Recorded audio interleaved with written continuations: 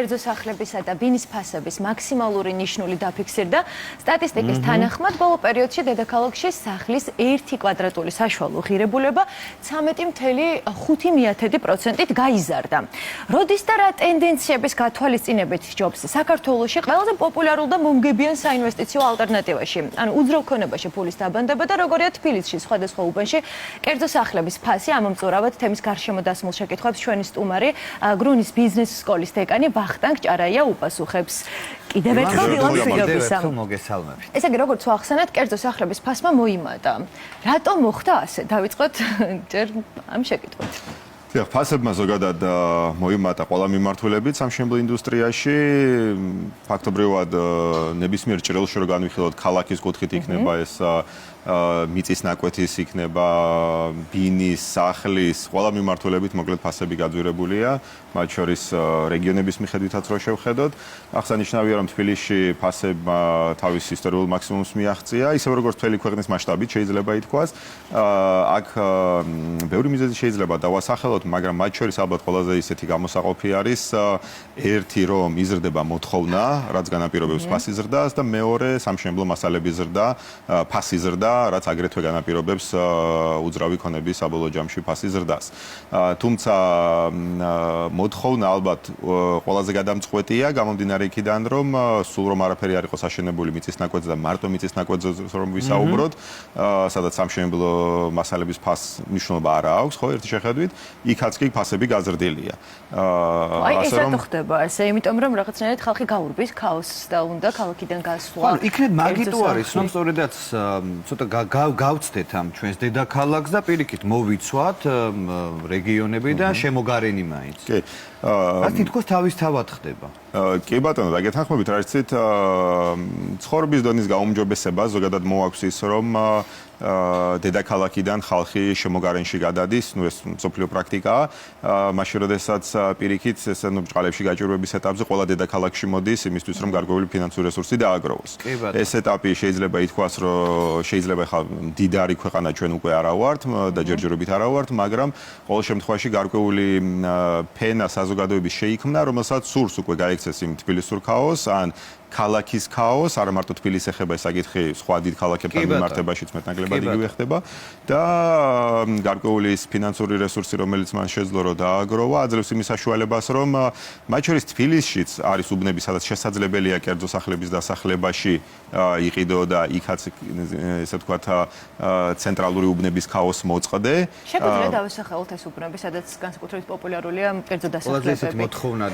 თბილისის მასშტაბით, როგორც იცით, თბილისის მასშტაბით ყველაზე ისეთი პოპულარული და სწრაფად მზარდი ადგილები, სადაც ფასები იზრდება, არის გლდანი მაგალითად, მთაწმინდის უბანი და ბევრი სხვაც, მაგრამ ძირითადად არის გლდანი, კი ბატონო, მთაწმინდა. დიღომი, მთაწმინდა, ხო, ნუ აი ამ ძირითადად ლისის ტერიტორიაზეც, რა თქმა უნდა, თხინვალა, არის შესაძლებლობები ვაკეშიც მაგალითად, მაგრამ ნუ ბევრად შეზღუდული მასშტაბი. როგორ მერყევს პროცესები ახლობით მაინც რომ ვუთხრათ საშუალო ფასზე შეიძლება ნებისმიერ უბანში შეგვხვდეს გაცილებით უფრო იაფად, გაცილებით უფრო ძვირადაც, მაგრამ საშუალო ფასი მაგალითად გლდანში იწყება ყველაზე იაფი დაახლოებით 2700-2800 ლარიდან იწყება კვადრატულ მეტრზე ფასი.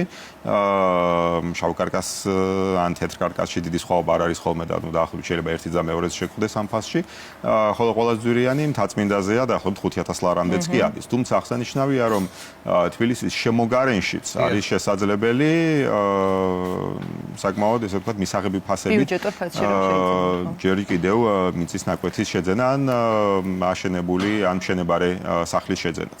მათ შორის თუ გინდათ ამათაც გეტყვით, ძირითადად აქაც პოპულარულია მაგალითად საგურამო, შინდისი, კიკეთი, რაც თბილისის შემოგარენში მეტნაკლებად დიახ, ხო. აქვე შეიძლება მთაწმინდის მიმდებარედ სხვადასხვა დასახლებები დავასახელოთ და ნუ პრინციპში თბილისის შემოგარენში სადღაც ესე რომ ვთქვათ 9 საათის მანძილზე თბილისიდან რაც არის მეტნაკლებად ყველა წერტილი პოპულარულია. და კიდევ უფრო მოიმატებს ბუნებრივია მოთხოვნაც.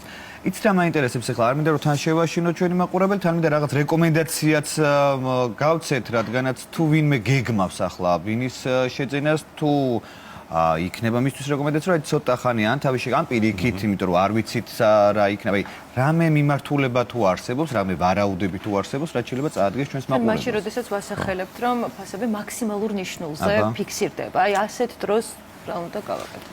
ჯერჯერობით ფასების კლების ტენდენცია არ არის მოსალოდნელი.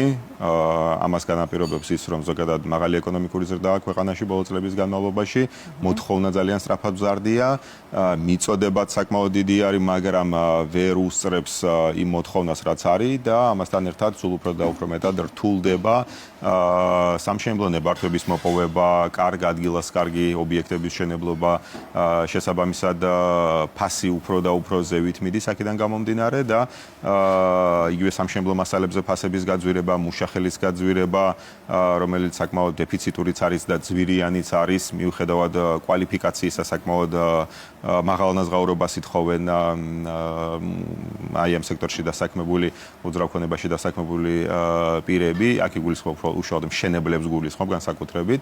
შესაბამისად ფასების კლების მოლოდინი ახლო მომავალში არ არის, თუმცა აი როგორც ვთქვით, ბევრი ადამიანი საქართველოში უძრავ ქონებაში ფინანსური რესურსის დაბანდებას ინვესტიციად განიხილავს. არა იმისთვის ყიდულობს, რომ დაუშვათ იქ იცხოვროს, არამედ რომ გააქირავოს, ან თუნდაც დაელოდოს უფრო მაღალ ფასს. ამ შემთხვევაში რა შობს? შეიძინონ მათ კერძო სახლი, თუ იყიდონ ბინა, როდესაც ინვესტიციაზე ვსაუბრობთ. ან იქნებ მიწა, სადაც მე თვითონ ააშენებ. როგორ იცით, თუ ინვესტიციაზეა საუბარი, ყველაზე პრაგმატული არც ერთი არც მეორე და არც მესამე არის, უფრო კარგი იქნება ეს ფინანსური რესურსი ბიზნესში დააბანდო, რომელიც შენ გაცილებით უფრო მაღალ შემოსავალს მოგცემს. მაგრამ აი მე ვარ ადამიანი, რომელსაც გარკვეული სიტყვაზე დანაზოგი მაქვს, ან ჩამივარდა თანხა. არ ვიცი ბიზნესი. ჩემთვის ბიზნესი პირველი რაც მომდის თავში არის, რომ ინვესტიცია გავაკეთო. კი ბატონო. ეს სადღაც უპირველეს ყოვლისა უძრავ ქონებაში არის, მიღებული ასეა. კი ბატონო, მე მაგალითად რჩევის დონეზე მაგალითად მაინც მივცემდი საზოგადოებას რჩევას, რომ მაგალითად ძალიან პოპულარულია საფონდო ბირჟებზე ინვესტირება, რომელიც საკმაოდ მაღალ მომგებიანია, რა თქმა უნდა, თუ სწორად დააბანდებთ, რომ შეიძლება სულად დაკარგო ეს თანხა, მაგრამ ამ ასეთი ამ მიმართულების შესწავლაც შესაძლებელია უკვე საქართველოში, მათ შორის ჩვენი უნივერსიტეტიც სთავაზობს, ზოგადად ბევრი არის ქვეყანაში, ვინც სთავაზობს გავს მიმართულებას და შეგიძლიათ გაცილებით უფრო სარფიანად დააბანდოთ თქვენი რესურსი, მაგრამ თუ მიდგა საქმე იმაზე, რომ უძრავი ქონებიდან რა მიმართულებით გავაკეთოთ ჩვენი ინვესტირება, მაინც ინდივიდუალურია. შეიძლება კარგ ადგილას მიწა ჩაგვივარდეს კარგ ფასად, შეიძლება სადღაც ბინა ჩაგვივარდეს კარგ ფასად. ზოგადად მიწაზე ხა თუ გააჩნია ბიუჯეტი თუ არ არის ძალიან დიდი, მაშინ ალბათ მიწაში ჯობს დაბანდება, იმიტომ რომ შედარებით ყველაზე ბიუჯეტური ინვესტირება. სახლიც და ბინას შედარებით თანაბარია, აქ უკვე გააჩნია რა უბანში და რა ტიპის სახლზე და ბინაზეა საუბარი, ხო? ფასი იყოს და პირიქით. თორე დღეს თბილისში ბინები შეიძლება $1,000,000-დაც არის ბილები, $500,000-დაც არის და არც თუ ისე ცოტა. რო შევიდეთ შესაბამის ვებგვერდებზე, ძალიან მარტივად ნახავთ ასეთ ბინებს. შესაბამისად შეიძლება სახლი ამაზე გაცილებით ნაკლებიც კი დაგვიჩნდეს. შედარებით ბიუჯეტური.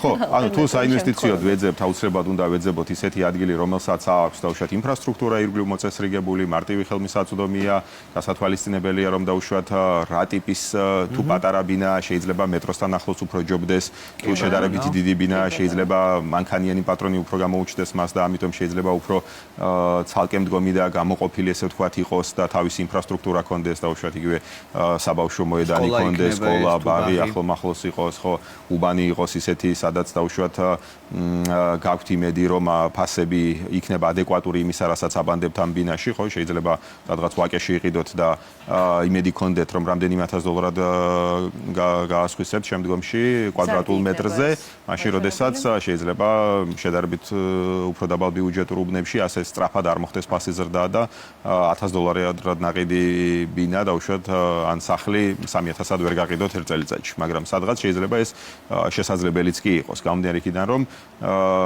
გარკვეული უბნების შესაძლებლობებიც ფაქტობრივად იწურება, თუ კერძო სახლების კუთხით საუბრობთ, ბინების მშენებლობის პერსპექტივა ჯერ კიდევ უფრო გაცილებით დიდი დიდია, თუმცა ნუ ყველაფერი შედარებითია მარტივად რო ვთქვათ და უნდა შეიძლება ადამიანმა გარეუბანში მშენებარეში ორი ბინა შეიძინოს და უფრო სარფიანი გამოდგეს მისთვის, ვიდრე შედარებით ცენტრალურ უბანში ერთი კონკრეტული ბინაა სახლი, რომელსაც ბიზნესისთვის, ასე ვთქვათ, დაბანდებისთვის, თანხის დაბანდებისთვის გამოიყენებს, ხო?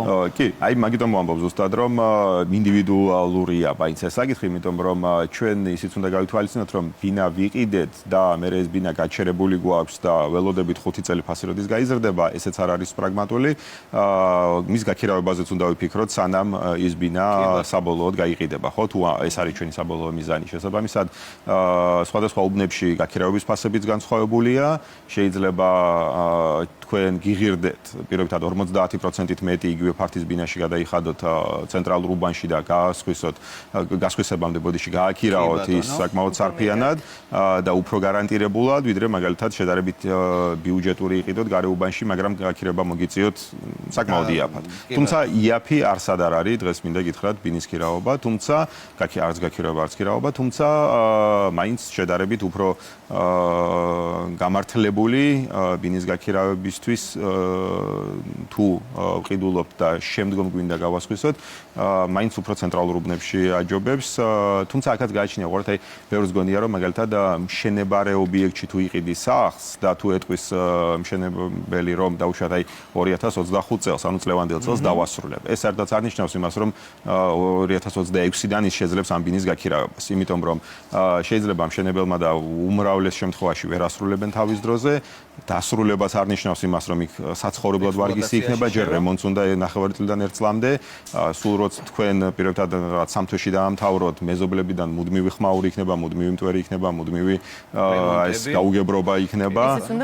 ესეც უნდა გავთვალოთ, შეიძლება ჩაბარებიდან 1 წელიწად-ნახევარი მინიმუმ ის ბინა საერთოდ ვერ გამოიყენოთ. კარგ შემთხვევაში. დასრულებულ სახლში შეიძინოს ადამიანმა ბინა თუ ინვესტიციისთვის უნდა გასაქირავება. აი ესეც გასათვლელია, იმიტომ რომ აი უყურეთ თქვენ შეიძლება პირობითად იყიდოთ მშენებარე ბინა შედარებით მომხიბლელ ფასად, მაგრამ რომ გაითვლით იმის რემონტს, რომელიც მუდმივად ძვირდება, მუდმივად დროშიც იწელება, იმიტომ რომ მუშახელი დეფიციტურია და კვალიფიცირებული და კარგი მუშახელი მით უმეტეს დეფიციტურია. ამას თუ დაუმატებთ იმას, რომ თქვენს გარდა თქვენი მეზობლებიც და კორპუსის მიმდებარე ძირითადად ხოლმე ჩაბარებას ეძახიან, როდესაც კორპუსი არის მზად და ირგვლივი ინფრასტრუქტურა ჯერ კიდევ არ არის მოწესრიგებული. ამასაც დრო უნდა, ამ ყველაფერს სჭირდება საკმაოდ დიდი დრო. ტენდენცია წამოვიდა, როდესაც მშენებარე სახლი სრულდება და ანუ მომხმარებელი შედის, ვადას აძლევენ რემონტისთვის და გარკვეული ვადის იქით მერე მას თითქოს არის, თუმცა მაინც ვერ სრულდება. არ ვიცი რამდენად ასრულებენ მერე იმ აი უყურეთ რა მდგომარეობა რომ პრაქტიკაში რა ხდება, რომ გეტყვიან რომ სიტყვაზე 9 წელიწადში უნდა დაამთავრო. ახლა თქვენ ბინა იყიდეთ, თქვენი ბინაა და პირობითად საზღვარგარეთ ხართ, ან არ ვიცი, ახლა არ გაქვთ ფინანსური რესურსი ამისთვის და 1 წლის მერე რა ბინას არ გაგარემონტებინებენ, არ შეგიშვებენ. უბრალოდ ეს არის ესეთ მარკეტინგული, ესე ვთქვათ, ლამაზი ტრიკი იმისთვის, რომ მოგხიბლოთ, მაგრამ საბოლოო ჯამში ბინა თქვენია და რემონტს არ გააკეთოთ, ვერავინ ვერ აგიგზავნოთ რემონტს. მადლობა ძალიან დიდი. ძალიან დიდი მადლობა უნდა გადაგიხადოთ, არაერთი რჩევა მოვისმენთ, რომელიც შეგვიძლია რომ გავითვალისწინოთ